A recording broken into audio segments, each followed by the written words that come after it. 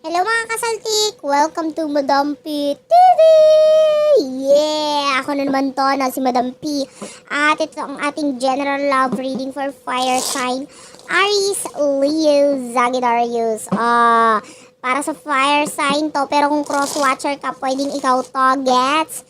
Gets. By the way, baka hindi mo alam, itong reading na ito ay general love reading. Pwede kang hindi makarelate dito sa mga sasabihin ko like, hello, hindi ko naman talaga makukuha lahat ng istorya ng mga tao sa mundo. So, gets mo yon. Gets mo yon. So, sa mga hindi pa nakaka-subscribe, alam mo na ang gagawin ha. Subscribe na. Lalo na kung alam mo may saltik ka talaga. At, para naman sa personal reading, ayan. Diyan na lang sa description box. Jean Clemente Palmes. Let's start your reading. This is for fire sign. Aries, Leo, Sagittarius. Ay, ayan na. Page of Wands.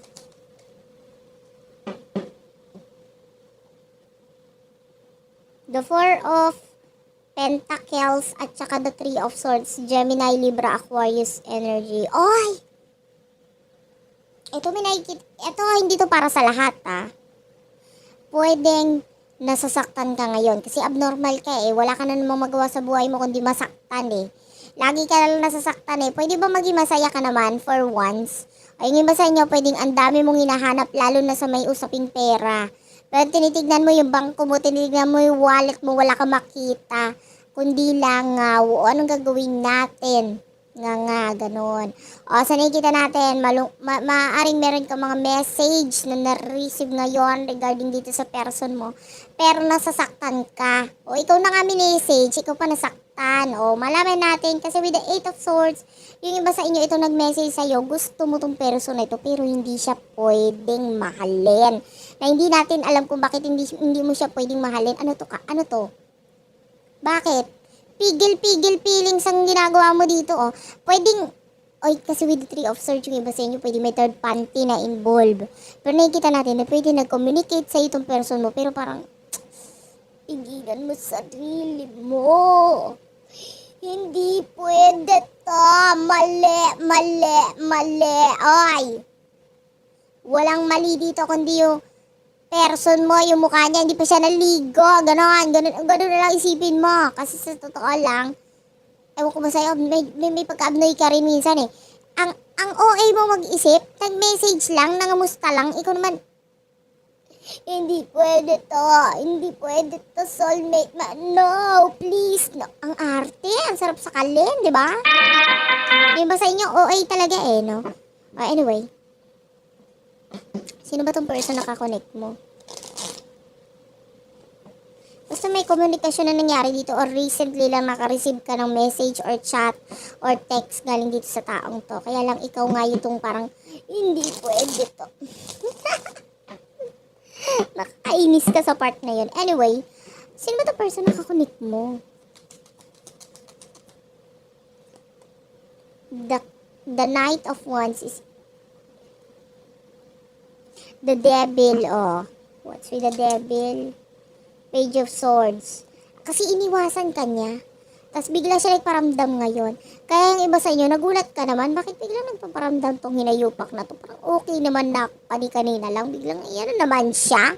O tapos yung person mo with the Nine of Wands. Sabihin na natin gusto ka niya. Oo, gusto ka niya. Yang ganyan. 'Di ba? May saltik na. Gusto pa rin ng person mo kahit ganyan ka. Oh. May nakikita ko Mexico. I don't know if you're dealing with someone from Mexico. I don't know. Ay, si Sal, Mexico.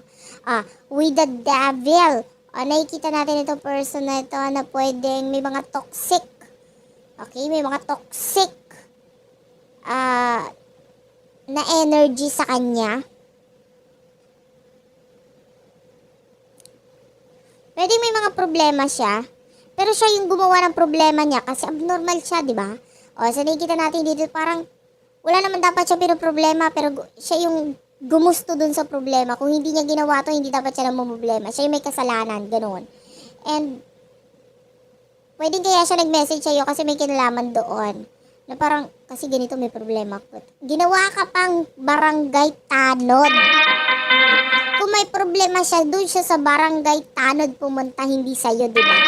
Pero Pero iba sa inyo, pwedeng sa'yo siya nag-message kasi feeling niya, may maitutulong ka. Yung iba sa inyo, you could be friends. Parang gusto niya lang huminga.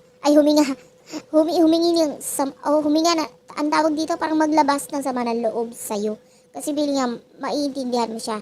Pero yung iba sa inyo, hindi niya alam na sasaktan ka na kasi nagmamahal ka pala na hindi niya gets na I love you, gano'n. Hindi niya gets yung pagmamahal or yung emotions na nararamdaman mo. Kaya nga nakakagulat para sa'yo. Ano kaya sasabihin ko dito sa person na ito? The Page of Swords is here. So, you're dealing with a person na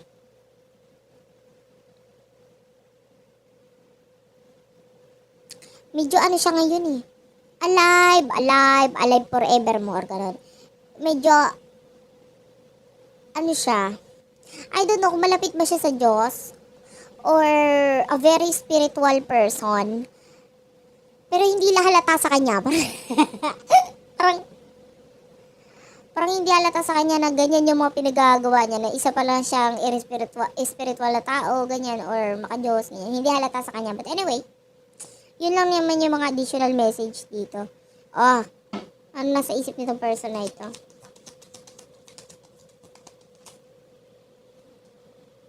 The Two of Swords is here. Kailangan niya magdesisyon.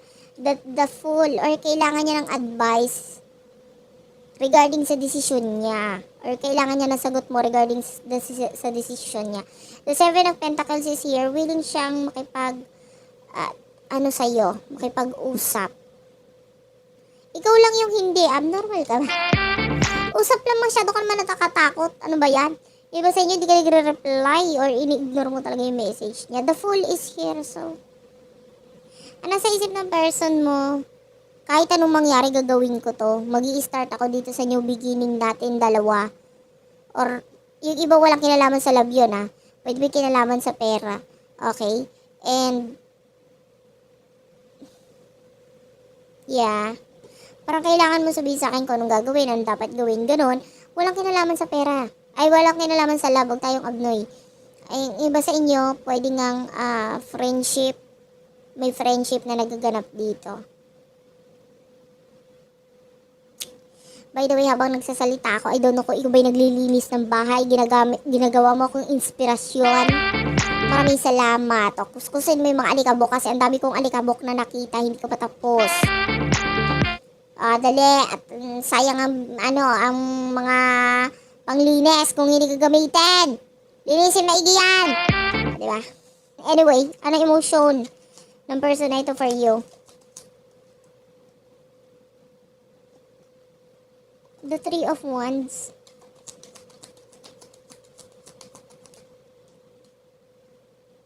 The Five of Swords and Six of Cups. This could be a person from the past. The Emperor is here.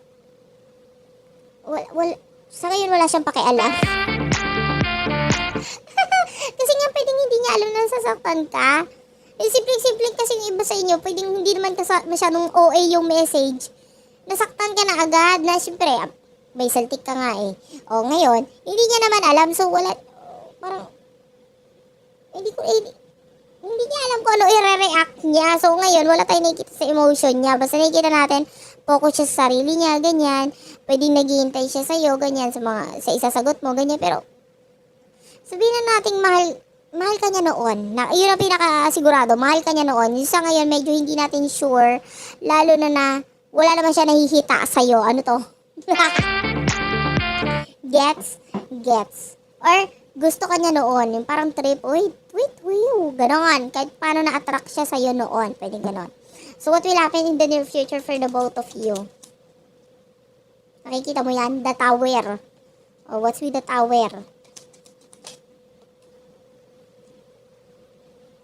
The Nine of Cups.